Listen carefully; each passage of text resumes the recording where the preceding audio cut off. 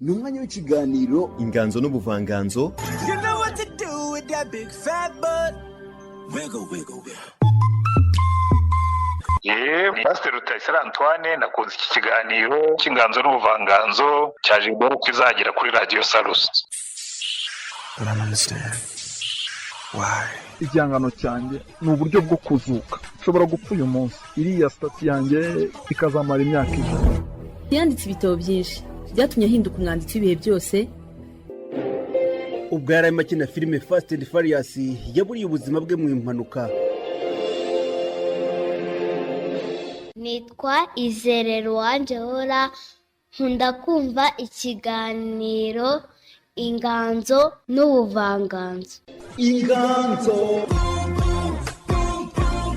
Inganzo tuganire ku bijyanye n'inganzo zinyuranye mu kiganiro inganzo.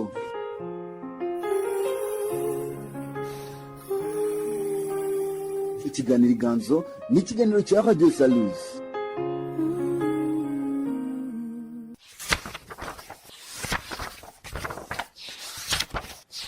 Ndabasuhuje kandi mbaye kaze bakunze mukurikira gahunda za Radio Salus, by'umwihariko mwebwe mukunda ikiganiro inganzo n'ubuvanganzo. Inganzo n'ubuvanganzo ni ikiganiro cya Radio Salus mwigiramo byinshi ku nganzo z'abahanga batandukanye ndetse mukanamenya byinshi ku buvanganzo bwo mu Rwanda no hanze yarwo. Ni ikiganiro mukurikira buri wa kabiri saa 7 n'igice z'amanywa kuri Radio Salus, mukongera kugikurikira bukeye bwawo mu rukerera ku mirongo yayo ya FM ariyo 97.0 ndetse n'101.9. Kuri murandasi ni wa3.salus.ula.acha.lawa. Naho kuri application ya TuneIn n'izindi zumvirwaho radio zose ni Radio Salus, radio ya bose. Mushobora kandi no kudukurikira ku mbuga nkoranyambaga za Radio Salus zirimo TikTok, Instagram, Facebook ndetse na X. Byubategurira iki kiganiro nkanakibasangiza ndi Gilbert uko izagira.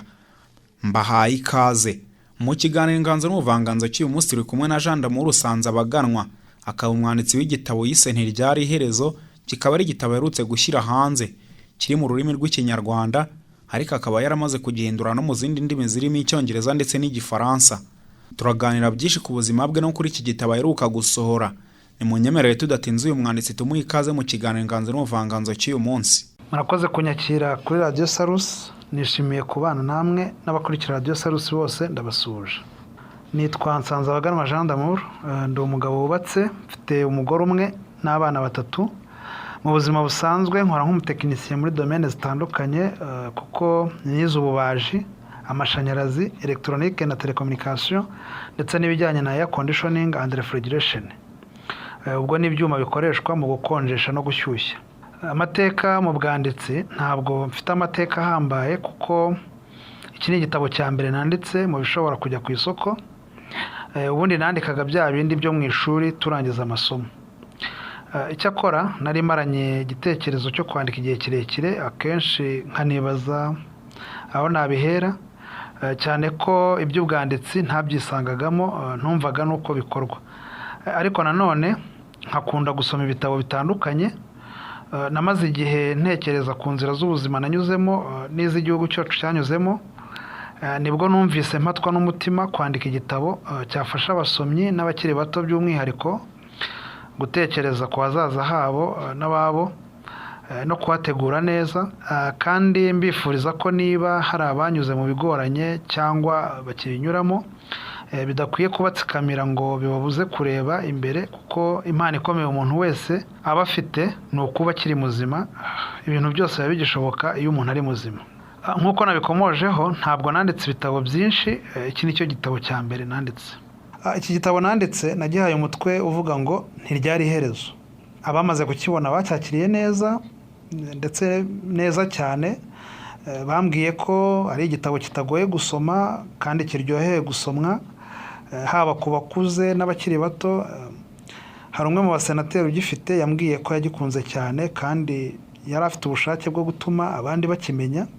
N'abandi bagifite bambwiye ko iyo bibaye byiza cyangwa se yaba ari bishoboka kikagera mu biganza bya benshi bashoboka cyane, abakiri bato, abagishinga ingo, abafite abana bato, kuko gikora ku ngingo nyinshi z'ubuzima bwacu bwa buri munsi, kandi kucyandika nagendaga nsangiza abasomyi inararibonye yanjye n'amasomo yubaka sosiyete nakuyemo. Rero bambwiye ko ari igitabo cyiza, feedback afite n'ukuri ni nziza. Imbogamizi ntabwo zabura, kwandika ubwabyo cyane cyane ku buzima bwawe hari ubwo bitishimirwa n'abantu mufite aho muhuriye mu buzima, yaba umuryango cyangwa abantu bafite aho bahurira n'ubuzima bwawe, kuko bumva bavuze ibyo batashaka kumva ko bamenya cyangwa se ko byamenyekana. Icyo rero usanga kenshi gisa n'ikigoranye. Icyakora umumaro byagirira abantu cyangwa se bizagira hazaza urusha imbaraga izo mbogamizi, bigatuma umuntu afata umwanzuro wo kuba yakwandika. Imbaraga byantwaye ni nyinshi kuko bisaba ubushobozi, bisaba ubwitange, bisaba gutanga igihe, bitaretse n'amafaranga, cyane ko nabikoraga ku giti cyanjye. Ubundi hari abantu bagira amahirwe bakabona ababafasha muri icyo gikorwa, ariko njye siko byagenze. Ndavuga babandi bita management team. Ngewe inzira natekerezaga zose zambereye inzitane, kuko abo negeraga bose nabonye ibiganiro twagiraga bansaba ubushobozi ntazabona, biba ngombwa ko niyandikira. Ariko nanone muri izo nzira burya ngo iyo umuntu afite ubushake n'ubushobozi buraboneka. Nkiri muri ibyo ndimo gushakisha uko nabigenza, nagize umugisha mbona inshuti za hafi zimpuza n'abantu baramfasha, biranyorohera. Ubundi urebye nasanze igikomeye ari ukugira igitekerezo, ibindi biza kuko ufite igitekerezo cy'ibyo wandika, abo wandikira,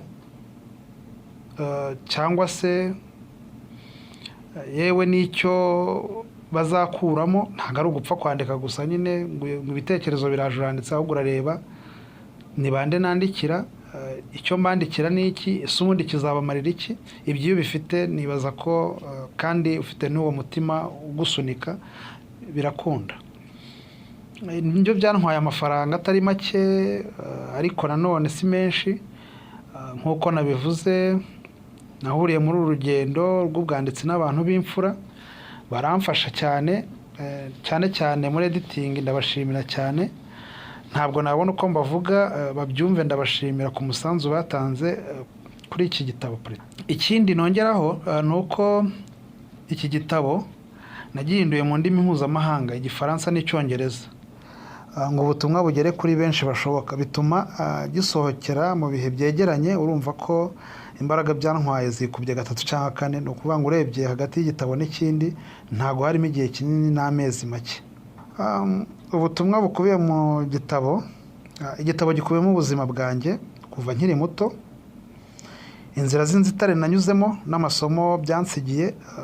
Buriya abantu benshi mu miryango itandukanye hari ukuntu duhuje imibereho n'ibibazo, ariko kuko tubyihererana tugahangana nabyo kugeza n'ubwo bishobora kutugiraho ingaruka mbi, zirimo kwifatira umwanzuro wo kwiyahura mu biyobyabwenge bitandukanye. Ngira ngo ujya wumva uburyo imibare y'abicwa na depression ari benshi, abo wumva biyahuye, yemwe rimwe na rimwe wabarebaga inyuma ukagira ngo babayeho neza, ugatungurwa n'umwanzuro bafashe.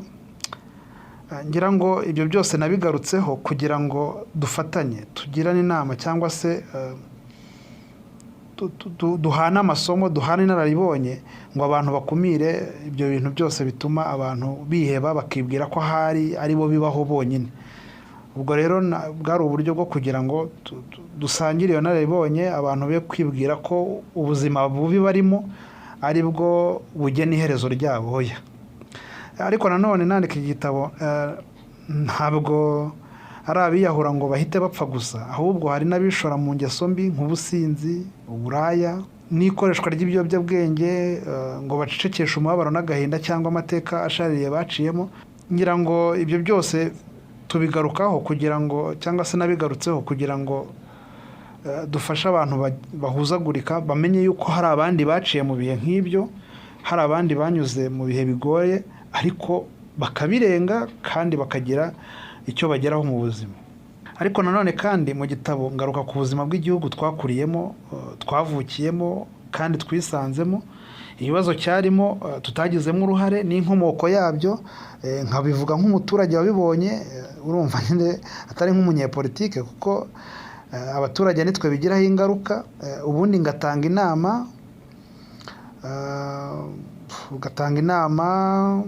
nk'umuturage wifuza ko ibintu biba byiza bihereye kuri twe, kuko abaturage tugize imyumvire myiza byagorana ko igihugu kijya mu icuraburindi nk'iryo twabayemo.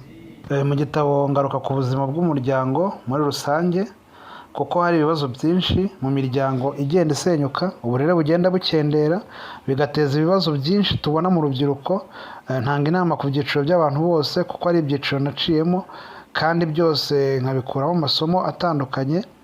Ngira inama abakiri bato mu gitabo, bashishikariza gukura amaso ku bibahangayikishije, ku bibazo, bagahanga amaso ku hazaza habo. Kandi ngira inama ababyeyi birengagiza inshingano zabo, mbibutsa ko kuba umugabo atari ugutera inda no gutanga indezo n'ibitunga abana, ahubwo ko asabwa kuba icyitegererezo cy'abamukomokaho.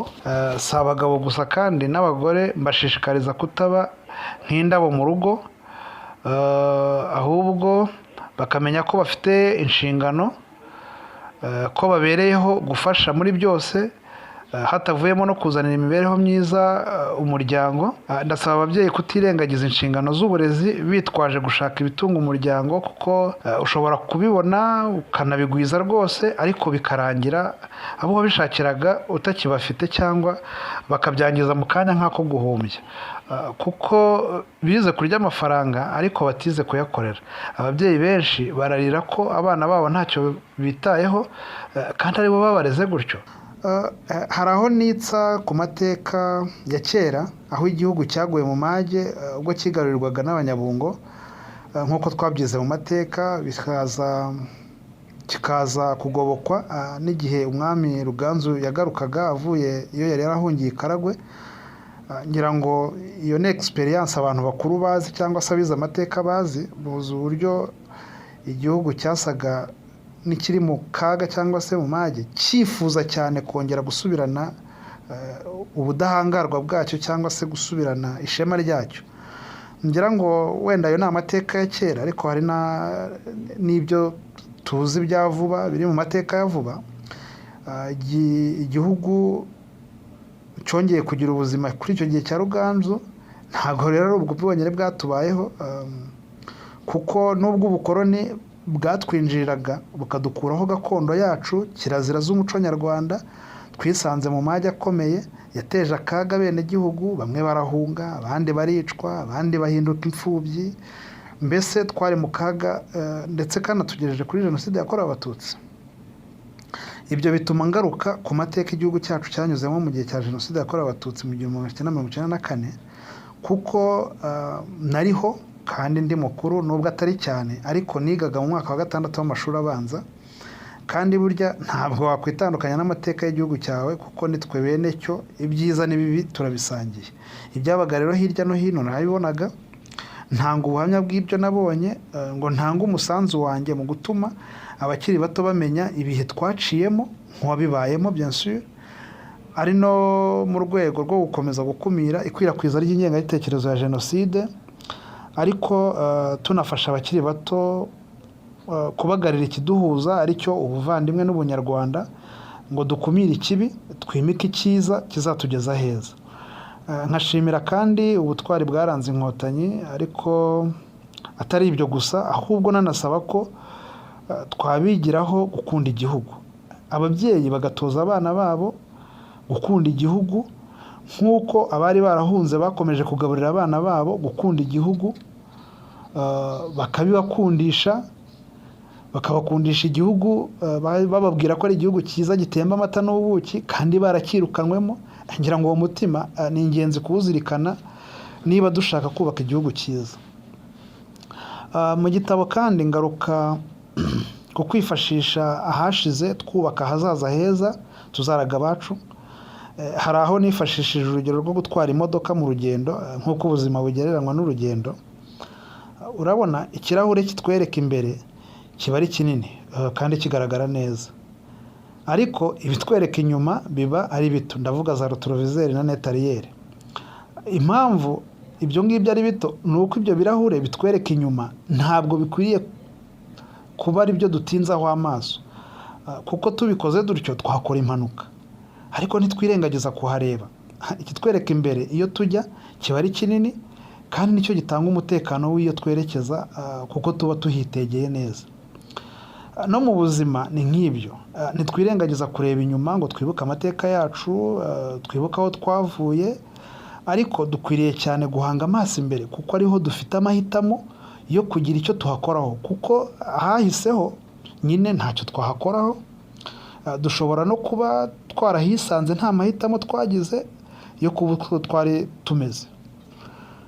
Ngira ngo rero tuhibuka kugira ngo hadufashe kubaka cyangwa se kugira umusingi uhamye wo kubakiraho ibizaramba by'ejo hazaza. Mu gitabo kandi nagiye ngaruka cyangwa se nganira na bene wacu bemera Imana cyangwa se bakurikiye iyobokamana, cyane ko turi n'umubare munini hejuru ya 90%. Nibaza ko ntabwo ari twe abanyarwanda gusa, nibaza ko n'abanyafurika hafi ya bose ariko bimeze.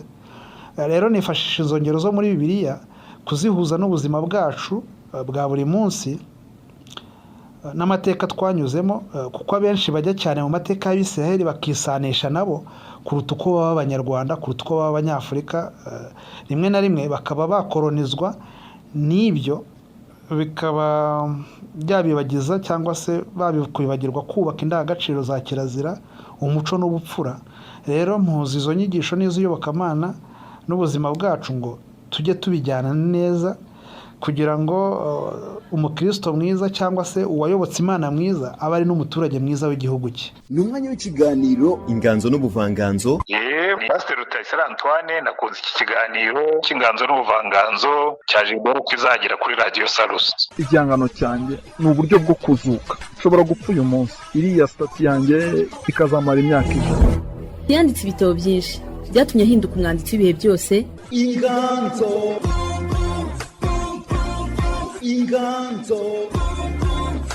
tuganire ku bijyanye n'inganzo zinyuranye mu kiganiro Inganzo. Ikiganiro Inganzo ni ikiganiro cya Radio Salus. Uyu mwanditsi avuga iki gitabo kizamarira abagisoma, ndetse akanashimira Minisiteri y'Ubumwe bw'Abanyarwanda n'inshingano mboneragihugu Minubumwe yamufashije mu gukosora no kunoza inyandiko, ururimi ndetse n'ibitekerezo biri muri iki gitabo kugira ngo kigere ku basomyi kinoze kandi gitunganye. Yego, ndashimira Minisiteri y'Ubumwe bw'Abanyarwanda n'inshingano mboneragihugu, kuko baramfashije mu kwandika no gukosora mu mvugo iboneye y'Ikinyarwanda cyiza, bituma abagisoma barushaho gukomezwa cyangwa se kuryoherwa n'ururimi rwacu no kurunoza, ariko nanone bampa n'ibitekerezo bituma ubutumwa ntanga bugira ireme ku bazabwumva. Aho igitabo kiboneka, navuganye n'amasomero atandukanye, navuga nk'urugero Librairie y'Ikirezi na Caritas. Hari ibyo bansabye nkirimo kuzuza mu minsi itarambiranye, abagishaka baraza kukibonayo. Ibyo kandi bijyana no gushaka ko cyajya kuri online bookshop.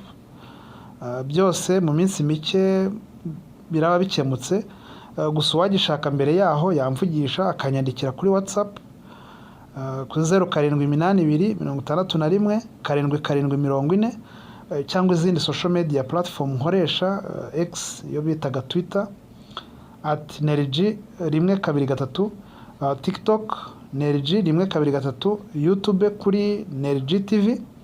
Aho hose ushobora kugeraho ugasangaho ibitekerezo bitandukanye, ibiganiro, cyangwa se bimwe mu byo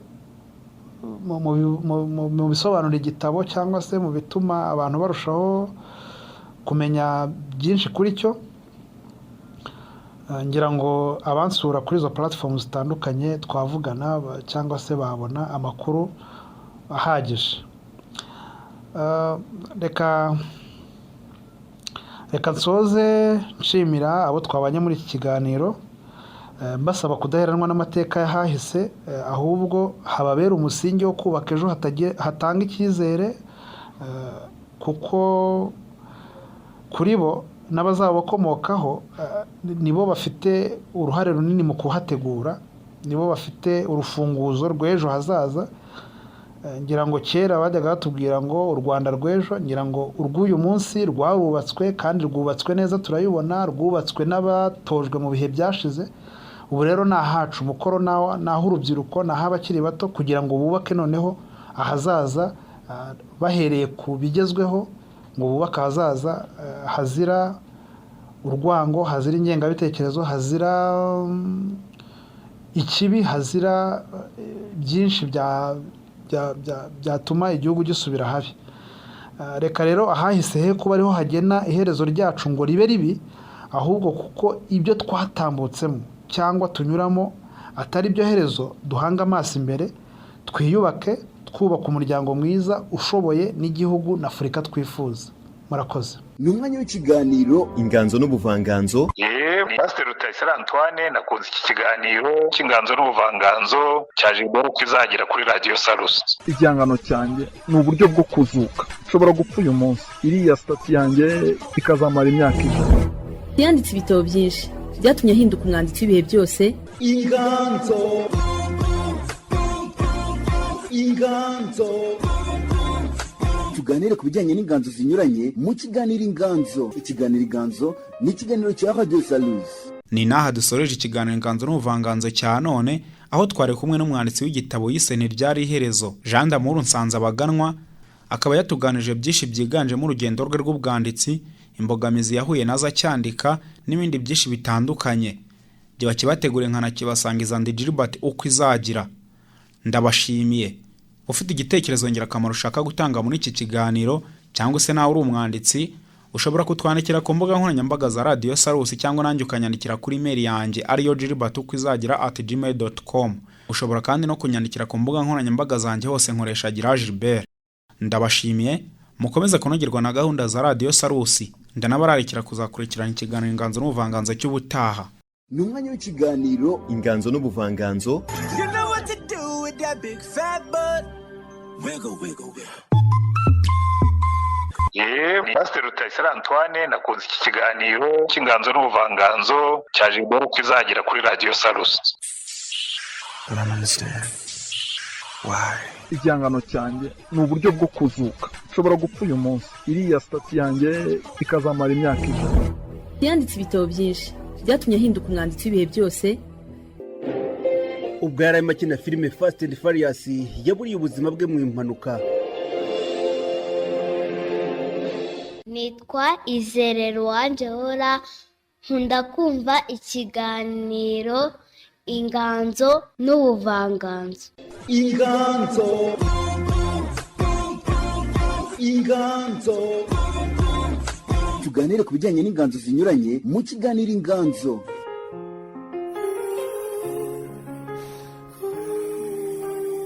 Ikiganiro inganzo ni ikiganiro cya Radio Salus.